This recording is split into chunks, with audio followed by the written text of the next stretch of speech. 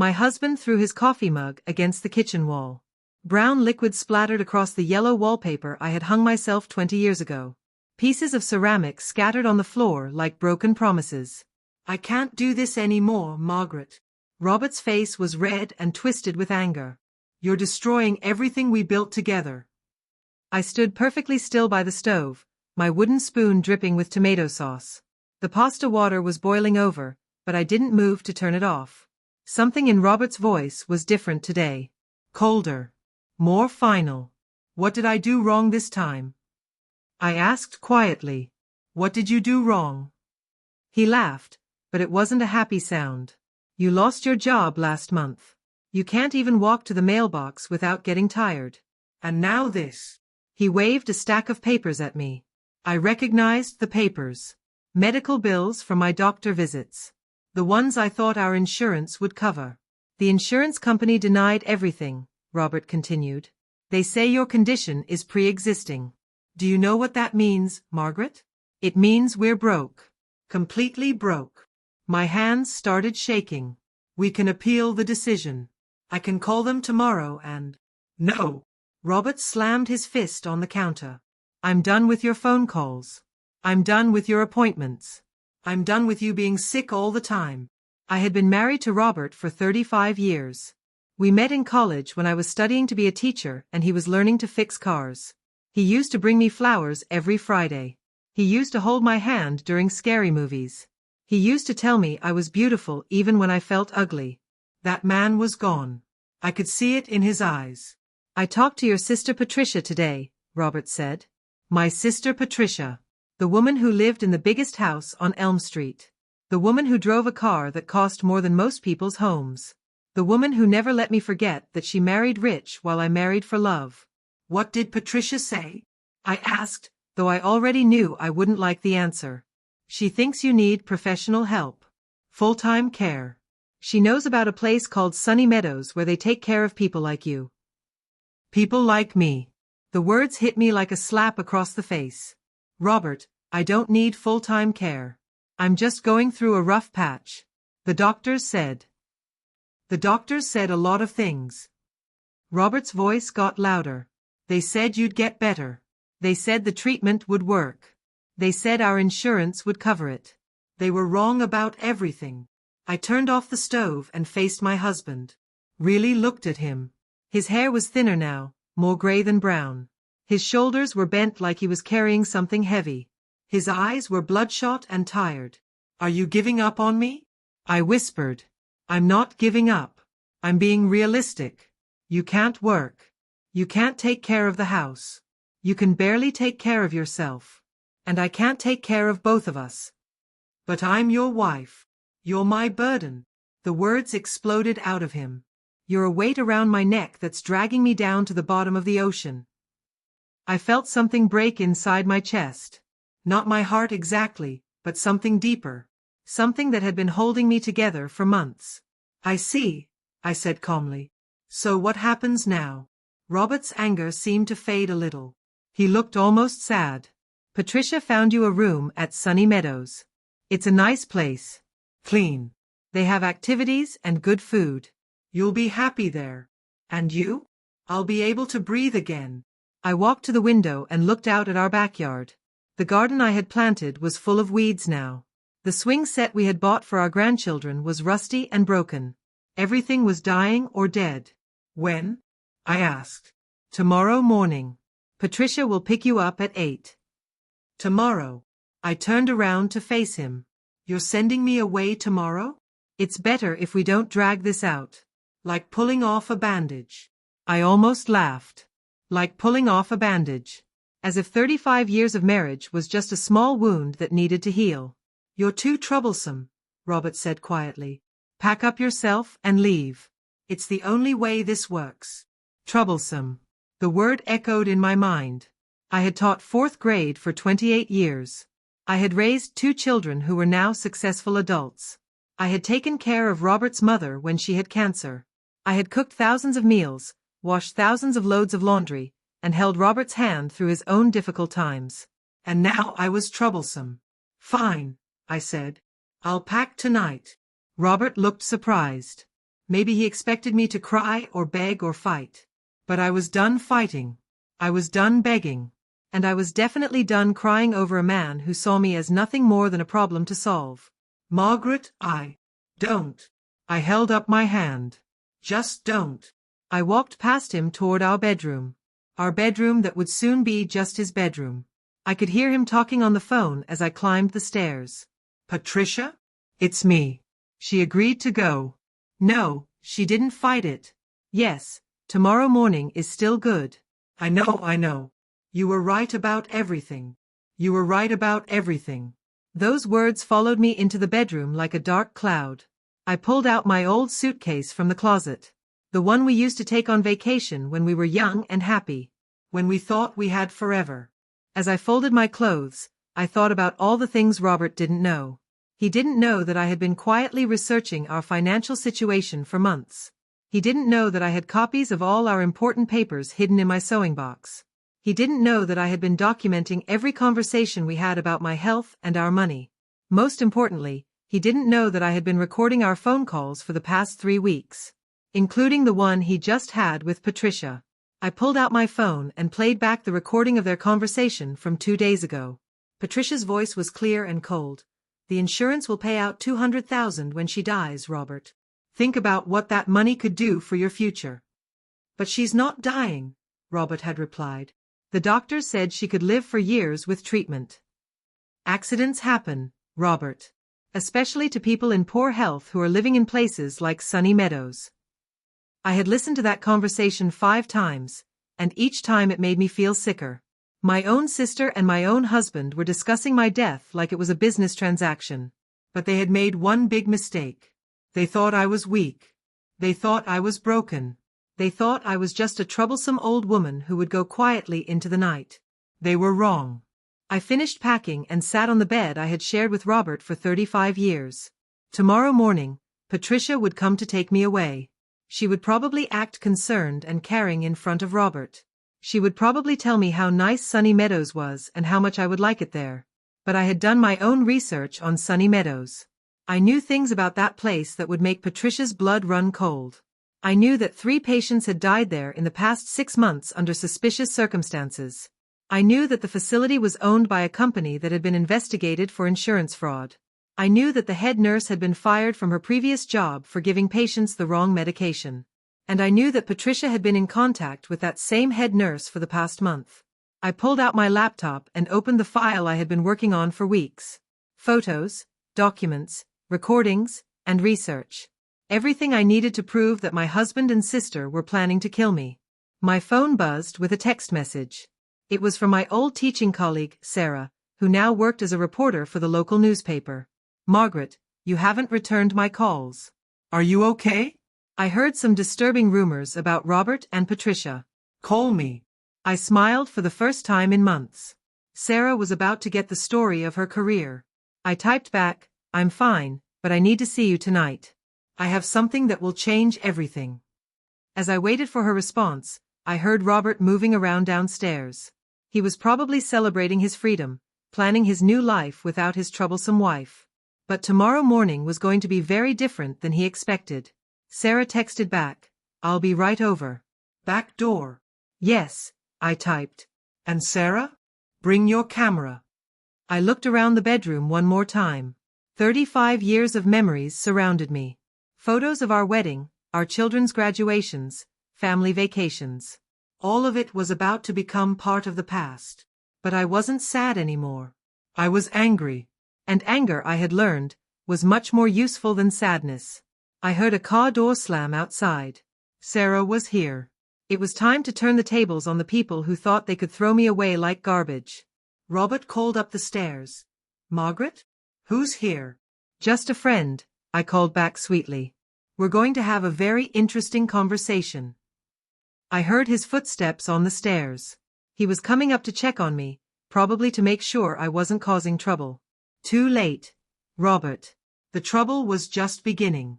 And this time, I was the one in control. Sarah's camera flash lit up the dark kitchen like lightning. She was taking pictures of everything, the broken coffee mug, the medical bills, the Sunny Meadows brochure Robert had left on the counter. This is unbelievable, Sarah whispered, adjusting her camera settings. Your own sister and husband are planning to have you killed for insurance money? I nodded, keeping my voice low.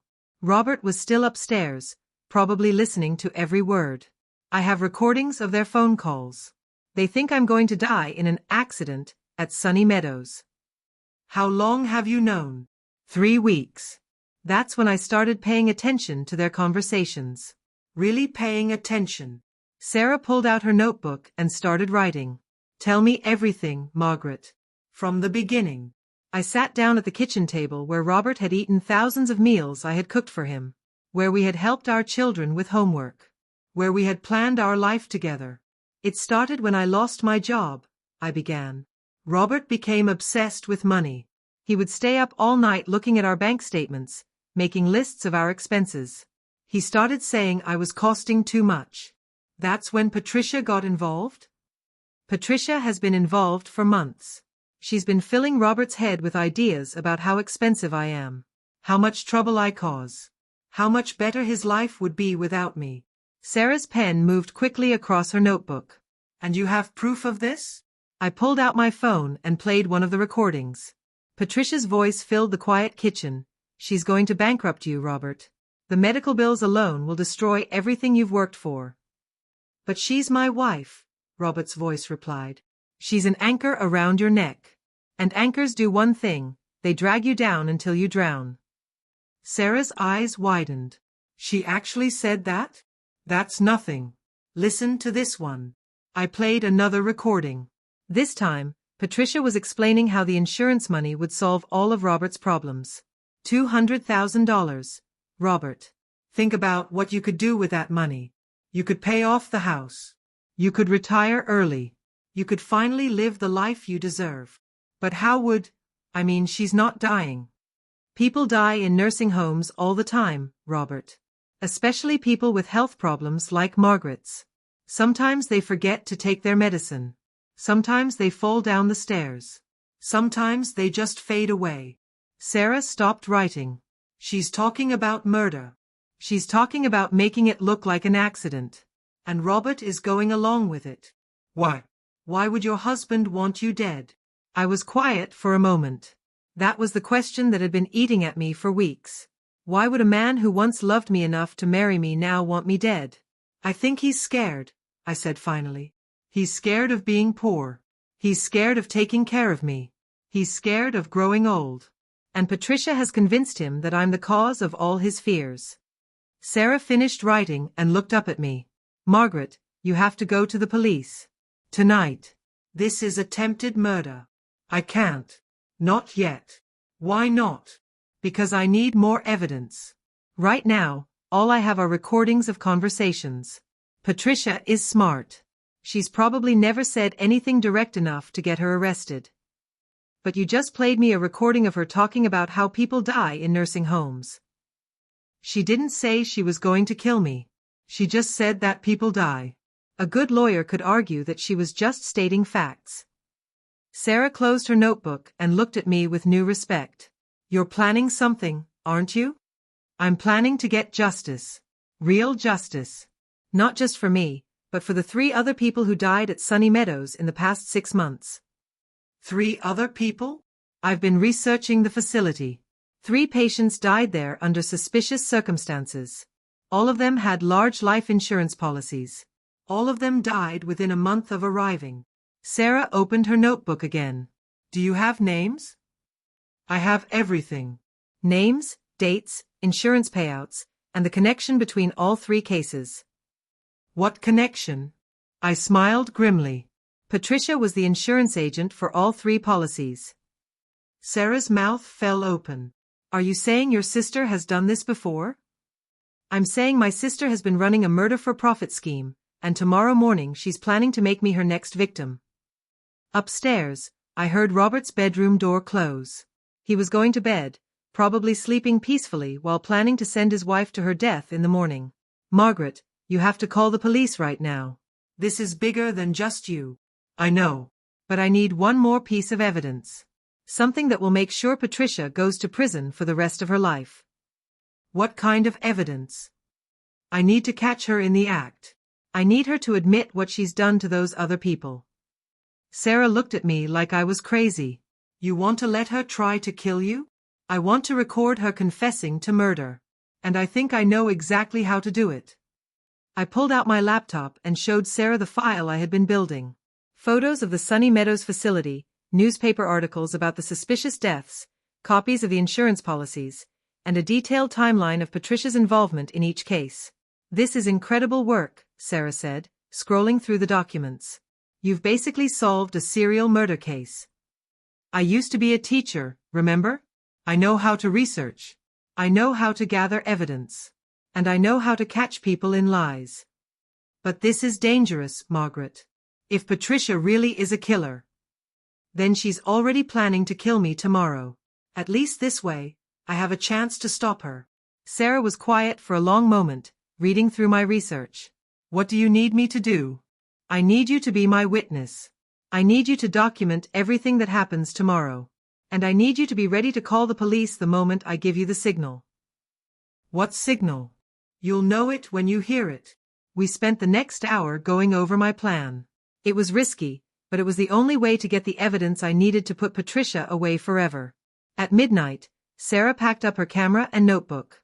Are you sure about this, Margaret? We could just call the police right now and... And what? Tell them that my sister and husband are planning to kill me? They'll ask for proof. Real proof. And Patricia will deny everything. You have the recordings. The recordings prove they talked about it. They don't prove they actually did anything. But tomorrow, I'm going to get Patricia to confess to murder. On tape. Where she can't deny it. Sarah hugged me goodbye. Be careful, Margaret. I don't know what I'd do if something happened to you. Nothing's going to happen to me. I promise. After Sarah left, I sat alone in my kitchen, listening to the house settle around me. In a few hours, Patricia would arrive to take me to Sunny Meadows. She would probably act concerned and caring. She would probably tell Robert how sorry she was that things had come to this. But I would be ready for her. I went upstairs and finished packing my suitcase. As I folded my clothes, I thought about the other victims. Eleanor Martinez, age 67. She had been a retired nurse who loved gardening. Harold Chen, age 71. He had been a widower who collected stamps. Maria Santos, age 69. She had been a grandmother who made quilts for charity. All of them had trusted Patricia. All of them had believed she was helping them plan for their future. All of them had died alone and afraid. But I was different. I knew what Patricia was planning. I had evidence of her crimes. And I had a plan to stop her. I pulled out my phone and checked the recording app one more time. Everything was working perfectly. Tomorrow, when Patricia confessed to murder, every word would be captured in crystal-clear audio. I set my alarm for 6 a.m. and got into bed.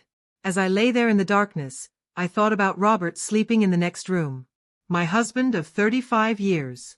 The man who had promised to love me in sickness and in health. Tomorrow, he would watch his wife leave for what he thought would be the last time. He would probably feel relieved. He would probably start planning his new life with Patricia's blood money. But Robert had no idea that his wife was about to become the most dangerous person in his life. I closed my eyes and smiled. Tomorrow was going to be a very interesting day. And Patricia was going to discover that Margaret Thompson was anything but troublesome. I was lethal. Patricia's car pulled into my driveway at exactly 8 o'clock. I watched from the upstairs window as she checked her makeup in the mirror, smoothed her perfect blonde hair, and practiced her concerned expression.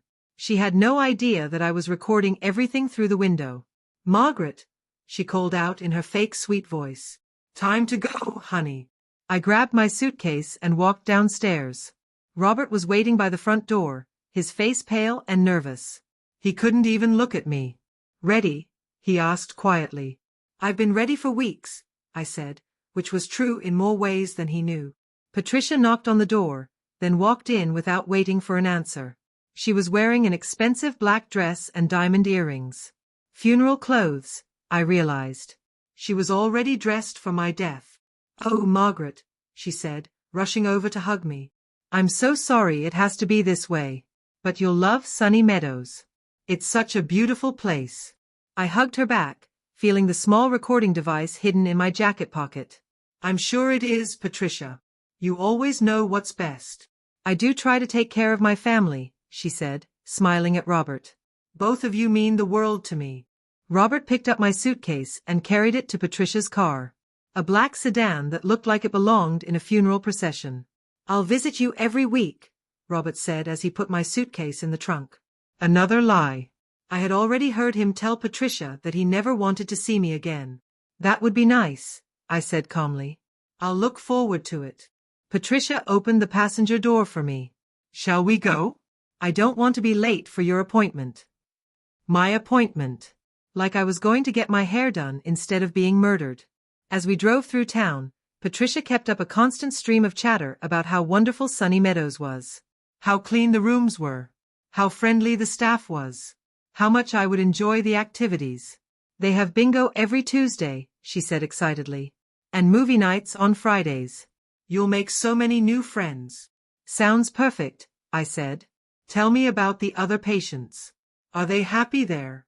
Patricia's smile flickered for just a moment. Oh yes. Everyone loves it there. Although. She paused dramatically. Some of the older patients don't always adjust well to the change. What do you mean?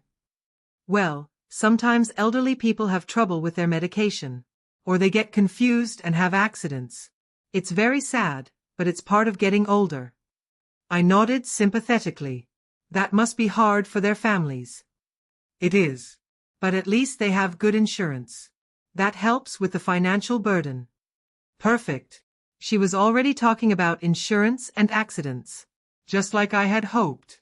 Patricia, can I ask you something? Of course, dear.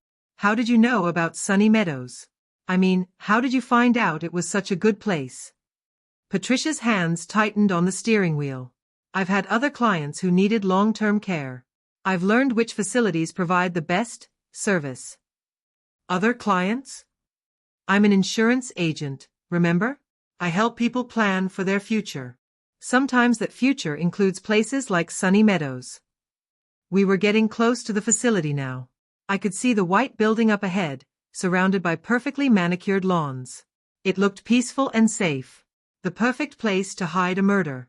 Patricia, I need to tell you something, I said, making my voice shaky and scared. I'm frightened. Oh, honey, there's nothing to be afraid of.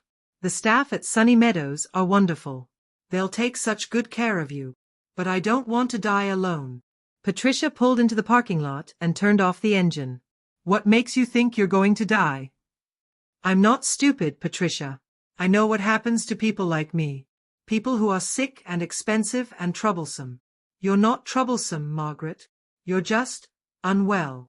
Like Eleanor Martinez was unwell? Like Harold Chen was unwell? Like Maria Santos was unwell? Patricia went very still. I don't know what you're talking about. Don't you? Eleanor Martinez, age 67, died at Sunny Meadows last October. Harold Chen, age 71, died here in December. Maria Santos, age 69, died here in February. All of them had large life insurance policies. All of them died within a month of arriving. Patricia's face had gone white. Margaret, you're scaring me. You're not making sense. I'm making perfect sense. All three of them had the same insurance agent. That's just a coincidence. Is it? Is it also a coincidence that all three of them died in accidents? Eleanor fell down the stairs. Harold choked on his food. Maria had a reaction to her medication. Patricia's hands were shaking now.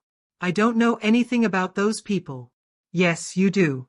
You sold them their insurance policies. You helped them plan their estates. You made sure their families would be taken care of after they died. I help people plan for their future. That's my job. Your job is murder, Patricia. You find elderly people with money, sell them insurance policies, and then arrange for them to die so their families can collect the money. That's insane. Is it? Because I have proof, Patricia. I have documents. I have recordings. I have everything. Patricia turned to look at me, and for the first time, I saw fear in her eyes. You're lying. Am I? Do you want me to play you the recording of your conversation with Robert about my life insurance policy? The one where you talked about how accidents happen to people with health problems. Patricia's mouth opened and closed like a fish. You recorded us?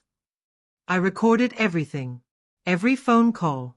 Every conversation. Every plan you made to kill me. I never said I was going to kill you. Didn't you? Let me think about what you said. People die in nursing homes all the time. Sometimes they forget to take their medicine. Sometimes they fall down the stairs. Sometimes they just fade away. Patricia's face was now completely pale. You can't prove anything. I can prove that you've been planning my murder for months. I can prove that you convinced Robert to send me here. I can prove that you've done this before to other people. No one will believe you. They'll believe the evidence. And they'll believe Sarah Chen from the newspaper, who is documenting everything we do today. Patricia's eyes widened. Sarah Chen. She's been following us since we left the house. She's taking pictures right now. She's recording everything. Patricia spun around to look out the back window. Sure enough, Sarah's car was parked across the street, and I could see her camera pointing in our direction. You set me up, Patricia whispered. I protected myself. Just like Eleanor and Harold and Maria should have protected themselves. I never hurt those people. Then tell me what really happened to them. Patricia was quiet for a long moment. I could see her mind working, trying to figure out how much I knew and how much I was guessing. They were old, she said finally. They were sick. They were going to die anyway. So you helped them along? I helped their families avoid financial ruin. Do you know how much it costs to keep someone alive when they're terminally ill? Hundreds of thousands of dollars. Money that could be used to help the living instead of prolonging the suffering of the dying. So you decided who should live and who should die? I made practical decisions. I helped families make practical decisions. You murdered 3 innocent people. I ended their suffering. And now you're planning to end mine? Patricia looked at me with hatred in her eyes. You're different, Margaret. You're not sick enough to die naturally. You're just inconvenient. Inconvenient to who? To Robert. To me. To everyone who has to deal with you. So you decided I should die? I decided you should stop being a burden. I smiled. Thank you, Patricia. That's exactly what I needed to hear. What? You just confessed to murder. On tape. In front of a witness. Patricia's eyes went wide as she realized what had happened. You tricked me. I got you to tell the truth. There's a difference. I pulled out my phone and showed her the recording app. Everything you just said is recorded. Your confession about Eleanor, Harold, and Maria. Your admission that you planned to kill me. All of it. Patricia lunged for my phone, but I was ready for her. I jumped out of the car and ran towards Sarah's car across the street. Help me! I shouted. She's trying to kill me. Sarah was already out of her car, camera in hand. She had been recording everything. Patricia stumbled out of her car, her perfect appearance finally cracking. Margaret, wait. You don't understand. I understand perfectly. You're a murderer. And now everyone else is going to understand too. Sarah was already calling 911. Police? I need help. I'm at Sunny Meadows nursing home, and I have evidence of multiple murders.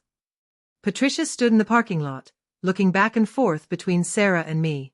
She was trapped, and she knew it. You have no idea what you've done, she said quietly. No idea what this will cost you. It's going to cost me nothing, I replied. But it's going to cost you everything. In the distance, I could hear sirens approaching. Justice was finally coming for Patricia. But I had a feeling this was just the beginning of the fight. Police cars surrounded the Sunny Meadows parking lot like wolves circling their prey. Detective Rodriguez stepped out of the first car, his dark eyes scanning the scene. I had known him for years. He used to be one of my students before he became a police officer. Mrs. Thompson, he said, walking toward me. I got a call about a murder confession? I held up my phone, still recording. It's all here, detective. Patricia just confessed to killing 3 people and planning to kill me. Patricia stood beside her car, her perfect makeup now smeared with tears. I want a lawyer, she said. I'm not saying another word. Too late for that, Sarah said, holding up her camera. I recorded everything. Every word. Detective Rodriguez looked at Patricia with disgust. Patricia Williams, you're under arrest for conspiracy to commit murder. He pulled out his handcuffs. You have the right to remain silent. As he read Patricia her rights, I felt something I hadn't felt in months. Relief. The woman who had been planning my death was finally going to face justice. Mrs. Thompson, Detective Rodriguez said after Patricia was secured in his police car. I need you to come to the station and give a full statement. We need to hear everything you know about the other victims. Of course. But first, I need to make a phone call. I dialed Robert's number. He answered on the second ring. Margaret? Where are you? Patricia was supposed to drop you off an hour ago. I'm at Sunny Meadows, Robert. With the police. The police? What's wrong? Are you hurt? No, I'm fine. But Patricia has been arrested for murder. There was a long silence on the other end of the line. Robert? Are you there? Murder? What are you talking about? I'm talking about the plan you and Patricia made to kill me for my insurance money.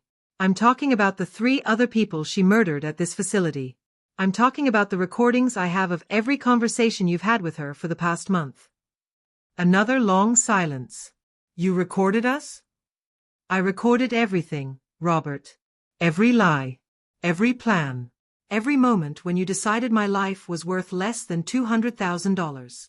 Margaret, I can explain. Don't. Just don't. I'll be home later to get the rest of my things. I suggest you find somewhere else to stay. I hung up before he could respond. Sarah was interviewing one of the police officers, getting the full story for her newspaper article. This was going to be front-page news. The insurance agent who murdered her clients for money. Mrs. Thompson, Detective Rodriguez said, walking back toward me. We need to talk about your husband. Based on what you've told us, he was part of this conspiracy. I know. And I have evidence to prove it. What kind of evidence? Recordings of his conversations with Patricia. Documents showing he knew about the insurance payout. Text messages between them discussing the timeline for my death. Detective Rodriguez shook his head. This is going to be a big case. We're talking about multiple murders, insurance fraud, and conspiracy. You realize you're going to be our key witness. I'm ready for that. It won't be easy. Patricia has money. She'll hire the best lawyers. They'll try to make you look like a crazy old woman who imagined everything. Let them try. I have evidence they can't argue with. We drove to the police station in Detective Rodriguez's car. As we passed through downtown, I saw people going about their normal lives. Shopping, walking their dogs, meeting friends for coffee. They had no idea that a serial killer had been living among them for months. At the police station, I spent 3 hours going through everything I knew. I showed them the recordings, the documents, the research I had done on the other victims. I told them about the phone calls I had overheard, the suspicious conversations, the way Patricia had manipulated Robert into going along with her plan. This is incredible work, Detective Rodriguez said, looking through my files. You basically solved this case yourself. I'm a teacher. I know how to research. I know how to gather evidence. And I know how to catch people in lies. What made you suspicious in the first place? The way Patricia talked about my health. She knew too much about my condition. She knew about treatments I hadn't told anyone about. She knew about medical bills I hadn't shared with her. So you started investigating? I started paying attention. Really paying attention. And once I started listening to what she was actually saying instead of just hearing what I wanted to hear, the truth became obvious. Detective Rodriguez closed my file. We're going to need you to testify when this goes to trial. Are you prepared for that? I'm prepared for whatever it takes to get justice for Eleanor, Harold, and Maria. What about your husband? Are you prepared to testify against him too? I thought about Robert, the man I had loved for 35 years. The man who had promised to protect me and instead had planned to kill me. Yes, I said quietly. I'm prepared for that too. Detective Rodriguez drove me home as the sun was setting. My house looked different somehow. Smaller. Less important. It wasn't my home anymore. It was just the place where I used to live. Robert's car was gone. He had taken my advice and found somewhere else to stay. Probably at his brother's house across town. I walked through the empty rooms, looking at the life I was leaving behind. Wedding photos on the mantel. Family pictures on the walls. Souvenirs from vacations we had taken when we were happy. All of it belonged to the past now. I packed the rest of my clothes and important documents. I took the jewelry my mother had given me, the books I had collected over the years, and the small things that had meaning only to me. As I was packing, my phone rang. It was Robert. Margaret, please. We need to talk. No, we don't. You don't understand. Patricia made me do it. She said if I didn't go along with her plan, she would tell everyone about my gambling debts. She said she would ruin me financially. So you decided to ruin me permanently? I never wanted you to die. I just wanted the problems to go away. I was the problem, Robert. I was the problem you wanted to go away. That's not true. Then why did you tell me I was too troublesome? Why did you tell me to pack up and leave? Why did you talk to Patricia about my life insurance policy? Because I was scared. I was scared of losing everything. So you decided to lose me instead? Robert started crying. I'm sorry, Margaret. I'm so sorry. I never meant for it to go this far. But it did go this far. You were ready to watch me die so you could collect my insurance money. No. I would have stopped it. I would have changed my mind. When? When would you have changed your mind, Robert? When Patricia injected me with poison. When she pushed me down the stairs. When she switched my medication. I don't know. I just know I couldn't have gone through with it. But you were willing to try. Robert was quiet for a long moment. What happens now? Now you face the consequences of your choices. Just like Patricia is facing hers. Are you going to testify against me? I'm going to tell the truth. If that hurts you, then maybe you should have thought about that before you decided to kill me. Where will you go? What will you do? I'm going to live, Robert. I'm going to live the life you tried to take away from me. I hung up and finished packing. As I loaded my car, I thought about the future. For the first time in months, I actually had a future to think about. Sarah had offered to let me stay with her until I found my own place. The newspaper was going to pay me for the exclusive rights to my story. And Detective Rodriguez had suggested I might want to work with the police as a consultant on fraud cases. People who had tried to throw me away like garbage were about to discover that I was far from finished. I drove away from the house where I had lived for 35 years. In the rearview mirror, I could see the porch light Robert had left on for me thousands of times when I came home late. Tonight, there was no one to leave it on for. And that was perfectly fine with me. Drop the weapon. Detective Sarah Chen's voice cut through the tension like a knife. Patricia's gun wavered as she saw the police officer emerge from behind the doorway. But my sister had always been quick under pressure, and she wasn't about to surrender without a fight. Well, well, Patricia said, her voice still cold and controlled. Margaret brought backup. How predictable. Robert stood frozen in the middle of the room, his face pale as he realized the full scope of what was happening. The man who had been ready to kill me hours ago now looked like a frightened child caught in a storm much bigger than himself. Patricia, please, he begged. Just put the gun down. We can work this out. My sister's laugh was sharp and bitter. Work it out? Robert, you fool. There's nothing left to work out. You failed at the one simple task I gave you, and now we're all going to pay the price. I stepped further into the room, my hands raised but my voice steady. The only one who's going to pay is you, Patricia. I have all the evidence. The police know about Vincent Torino, about the fake nursing home, about everything. Evidence? Patricia's eyes narrowed. You mean those papers you found in Robert's hiding place? The ones that could easily be explained as a desperate man's fantasy. My heart sank. She was right.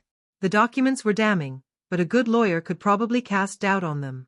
Patricia had been planning this for months, maybe years. She would have covered her tracks. Actually, Detective Chin said, stepping closer with her weapon still drawn, we have more than just papers. We've been watching Vincent Torino's operation for 6 months. We know about the payments to Mercy Solutions. We know about the fake medical records at Sunny Meadows. And we know about your law firm's involvement in setting up the whole scheme. Patricia's confident mask slipped for just a moment. You're bluffing. Am I? Tell me, Patricia, do you remember making a phone call to Dr. Williams at Sunny Meadows last Tuesday? The one where you discussed Margaret's deteriorating condition and how quickly they could arrange for her to pass away peacefully. The color drained from Patricia's face. You were listening to my phone calls? We had a warrant. Vincent Torino isn't just a loan shark anymore. He's running a full criminal enterprise, and your law firm is right in the middle of it. We've been building a case for months, and you just gave us the final piece. Robert was staring at Patricia like he was seeing her for the first time. You told me this was about helping Margaret. You said she was suffering, that it would be merciful. Oh, Robert, Patricia said, her voice dripping with false sympathy. You really are as stupid as I thought. Margaret wasn't suffering. She was just expensive. And inconvenient. And in the way. In the way of what? I demanded. Patricia's composure cracked completely. In the way of everything. Do you know what it's like living in your shadow, Margaret? Perfect Margaret, the beloved teacher. Brave Margaret, who fought cancer and won. Noble Margaret, who took care of our dying mother while I was building my career. I never asked you to compete with me, I said softly. You didn't have to ask. It was always there, hanging over everything I did. Mom's last words weren't about me or my success or my beautiful house. They were about you. About how proud she was of her daughter who made a difference in the world. Tears were streaming down Patricia's face now, but the gun never wavered. And then David started comparing me to you. Talking about how happy you and Robert seemed, even with all your problems. How you had something real that money couldn't buy. So this was all about jealousy? Detective Chen asked, her voice incredulous. It was about justice. Patricia screamed. I worked harder than her. I sacrificed more. I built something important while she was wasting her life on other people's children. You built nothing, I said, and my voice was surprisingly calm. You climbed over other people to get where you are. You manipulated and schemed and hurt everyone around you. That's not success, Patricia. That's just emptiness. Shut up. The gun was shaking in her hands now. You don't know anything about my life. I know enough. I know that David is leaving you. I know that your partners at the law firm are already distancing themselves from you. I know that you're so desperate for control that you convinced yourself murdering your sister was reasonable. I was protecting our family's reputation. Patricia's voice cracked. Your medical bills, your constant drama, the way you made everyone feel sorry for you. It was embarrassing. The only embarrassing thing, I said, taking another step closer, is that I wasted so many years being afraid of you. Afraid of disappointing you. Afraid of not being good enough for the great Patricia Henderson. You should have been afraid, she snarled. You should have known your place. My place. I laughed, and it felt good. Patricia, I survived cancer. I taught high school for 30 years. I helped raise hundreds of kids who went on to do amazing things. I took care of our mother with dignity and love. What's your greatest achievement? Fooling people into thinking you're successful. I am successful. You're about to go to prison for conspiracy to commit murder. Your husband is leaving you. Your law firm is going to be destroyed by scandal. Your reputation is ruined. Tell me, Patricia, what exactly did your success get you? The gun was trembling so badly now that I wasn't sure she could hit anything even if she tried. Detective Chen was moving closer, her own weapon steady and professional. You want to know what your problem is, Margaret? Patricia's voice was breaking. You're too good, too kind, too willing to see the best in people. It makes you weak. No, I said quietly. It makes me human. And that's something you never learned how to be. Robert stepped forward suddenly, his hands raised. Patricia, please. I know you're angry, but this isn't the way. Margaret doesn't deserve this. She never did anything wrong. She existed. Patricia screamed. She existed and everyone loved her more than me. That's not true, I said. Mom loved us both. I love you, Patricia. I always have. Even now, even after everything, I love you. For a moment, Patricia's face crumpled, and I saw the little girl she used to be. The one who would crawl into my bed during thunderstorms. The one who used to practice piano for hours, desperate to be perfect. The one who cried when she didn't get the lead in the school play. You don't understand, she whispered. I can't go to prison. I can't lose everything. You already lost everything, I said gently. The moment you decided that power was more important than love. That success was more important than family. That money was more important than your own humanity. But I can fix this, she said, her voice becoming desperate. If you just disappear like we planned, I can make this all go away. I can pay back Vincent, I can save Robert, I can. You can't fix this, Patricia. It's over. Detective Chen was close enough now to act. Patricia Henderson, you're under arrest for conspiracy to commit murder, extortion, and racketeering. You have the right to remain silent. No. Patricia swung the gun toward the detective, but Sarah was ready. The shot was clean and precise, hitting Patricia's wrist and sending the weapon flying across the marble floor. Patricia collapsed, clutching her injured hand and sobbing. You don't understand. I was trying to protect everyone. I was trying to save us. You were trying to save yourself, I said, kneeling beside her as Detective Chen applied handcuffs. And you destroyed everything else in the process. As the paramedics arrived to treat Patricia's wound, I looked around the mansion that had always intimidated me. The marble floors, the expensive furniture, the perfectly arranged flowers. It all seemed so meaningless now. Margaret, Robert said quietly, I'm sorry. I'm so sorry for all of this.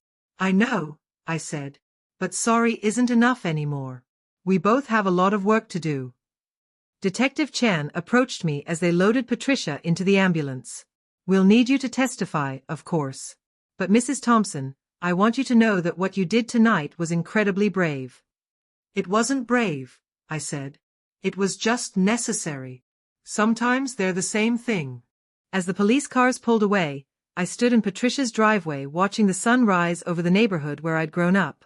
The same neighborhood where I'd lived my entire life, where I'd thought I knew everyone and everything. But I was learning that sometimes the people closest to us are the ones we understand the least. And sometimes the only way to save yourself is to stop trying to save everyone else. Robert stood beside me, both of us processing what had just happened. What do we do now? He asked. Now, I said, we figure out how to live with the choices we've made. And we try to do better. The morning air was crisp and clean, and for the first time in months, I felt like I could breathe freely. Patricia was gone, but the damage she'd done would take a long time to heal. Robert and I had a marriage to rebuild or a divorce to navigate. I had a future to create from the ashes of the life I'd thought I knew. But for the first time in my life, I wasn't afraid of what came next. I was ready to find out who Margaret Thompson really was when she wasn't trying to be what everyone else wanted her to be. The trouble was finally over. The real work was just beginning. The courtroom was packed with reporters and curious onlookers. I sat in the front row, my hands folded in my lap, watching my sister being led to the defendant's table in handcuffs. Patricia looked smaller somehow, older, her expensive clothes replaced by an orange jumpsuit that made her skin look sallow. 6 months had passed since that terrible night at her mansion. 6 months of police interviews, therapy sessions, and soul-searching. The trial had been front-page news for weeks, with headlines like "Sister's Deadly Scheme" and "The Insurance Murder Plot." But sitting there in court, listening to the prosecutor lay out the evidence, it all felt like someone else's story. The defendant, Patricia Henderson, orchestrated an elaborate plan to murder her own sister for financial gain, the prosecutor was saying. She manipulated Robert Thompson into believing his wife was a burden, connected him with known criminals, and arranged for Margaret Thompson to be killed at a facility that was nothing more than a front for Vincent Torino's assassination business. I glanced at Robert, who sat several rows behind me. We'd been meeting for coffee every Tuesday morning, slowly working through the wreckage of our marriage. He looked healthier now, cleaner. The gambling addiction treatment program had been tough, but he'd stuck with it. Some days I thought we might find our way back to each other. Other days, I knew we never would. Your Honor, Patricia's lawyer was saying, my client was acting out of genuine concern for her sister's well-being. The evidence shows that Margaret Thompson was facing significant medical expenses and that her husband was under enormous financial pressure. My client was simply trying to help. I almost laughed. Even now, even facing life in prison, Patricia couldn't admit what she'd really done. In her mind, she was still the victim. The judge wasn't buying it. Ms. Henderson, the evidence against you is overwhelming. You conspired with known criminals to commit murder. You manipulated your brother-in-law into participating in a scheme that would have cost 2 people their lives. The court sentences you to 25 years to life in prison. Patricia's face crumpled, but she didn't cry. Even in defeat, she was too proud to show weakness. As they led her away, she looked directly at me. "I hope you're satisfied, Margaret," she said loudly enough for the whole courtroom to hear. "You've destroyed our family." "No," I said quietly, but loud enough for her to hear. "You did that all by yourself." After the trial, I walked out of the courthouse into the bright afternoon sunlight. Detective Sarah Chen was waiting for me on the steps. "How are you feeling?" she asked. "Relieved," I said. "And sad. And angry. And grateful. All at the same time. That's normal. Healing isn't a straight line." Sarah had become more than just the detective on my case. She'd become a friend, someone who understood what it meant to face down evil and choose to keep fighting.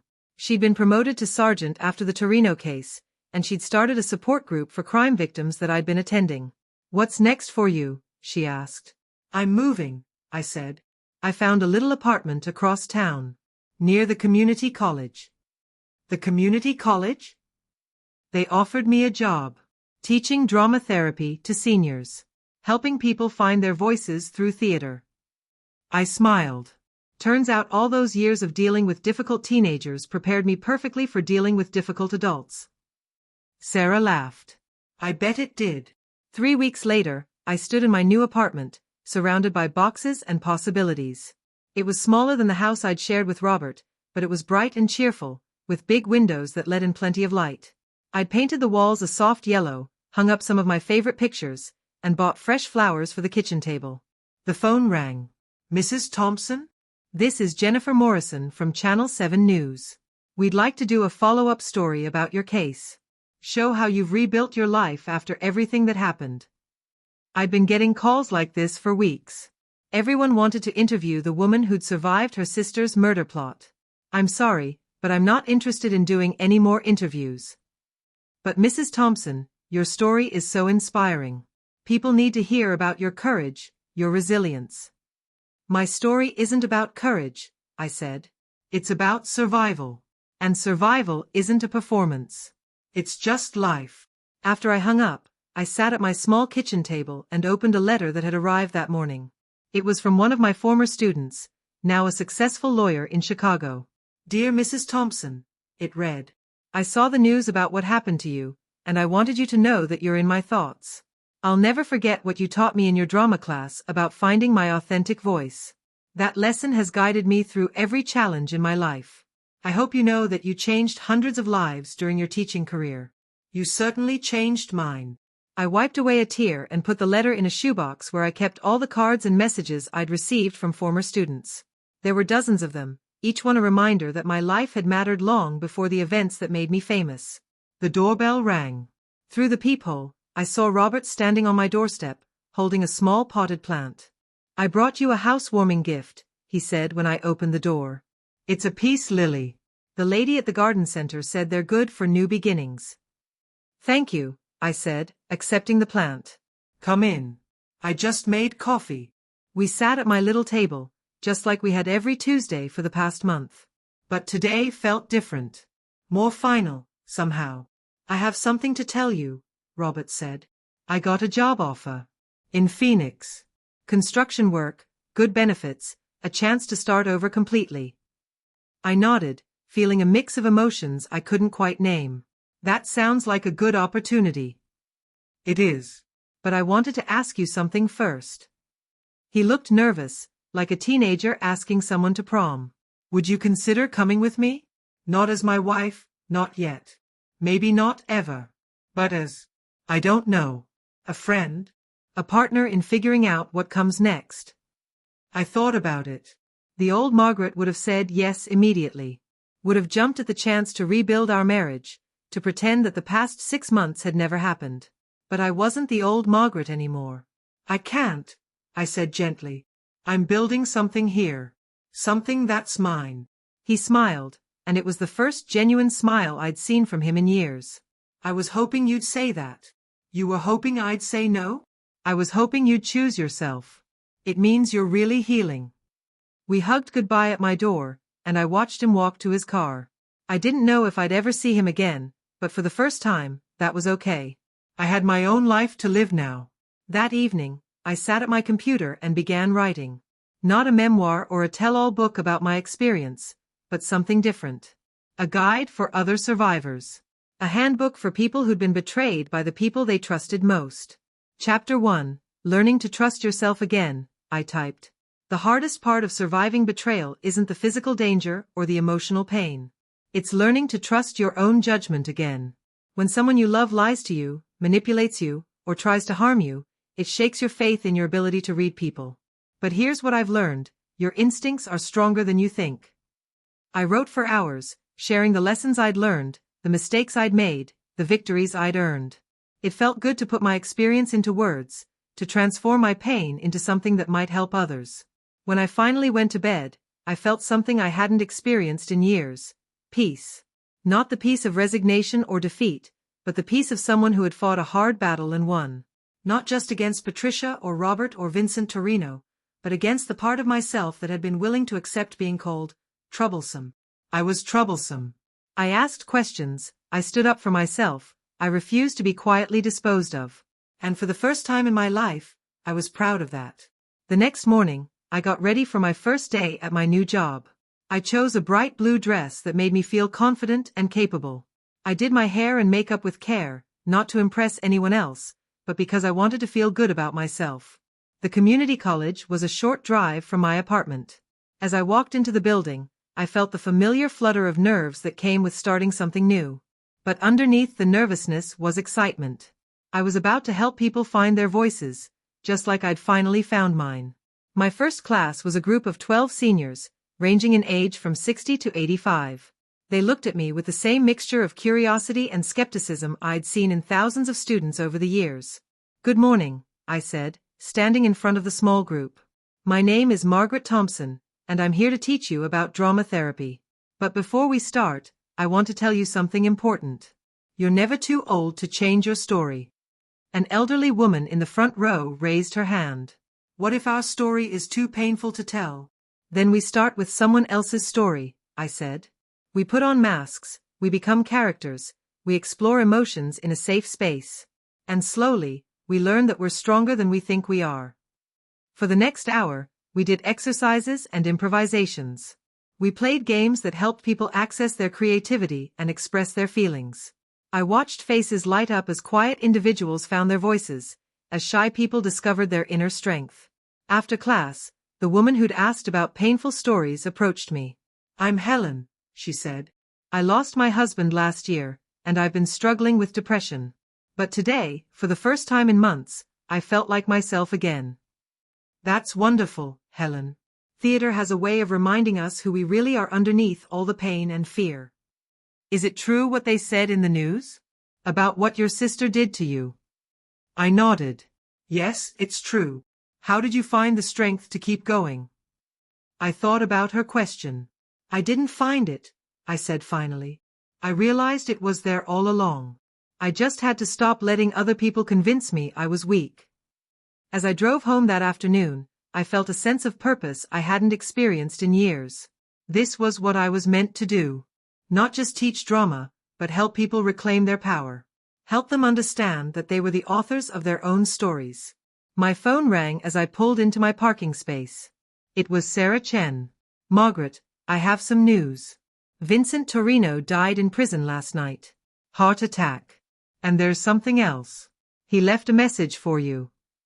"A message?" "He said to tell you that he respected what you did.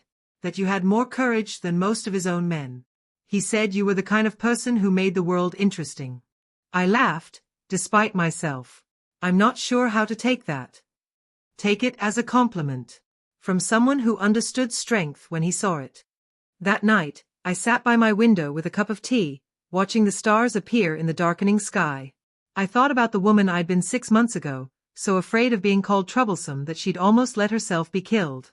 I thought about Patricia, sitting in her prison cell, probably still convinced that she'd been the victim of unfair circumstances. And I thought about the future. About the students I would teach, the people I would help, the life I would build. It wouldn't be easy. Healing never was. But it would be mine. I was Margaret Thompson, survivor. 62 years old and just getting started. My phone buzzed with a text from a number I didn't recognize. Mrs. Thompson, this is David, Patricia's ex-husband. I wanted to apologize for not seeing what she was doing, and to thank you for stopping her before she destroyed more lives. You're a remarkable woman. I smiled and typed back, thank you, David. We all did the best we could with what we knew at the time. Tomorrow, I would teach another class. I would help more people find their voices. I would continue building the life I'd chosen, one day at a time. I was no longer too troublesome. I was exactly troublesome enough. And that felt perfect.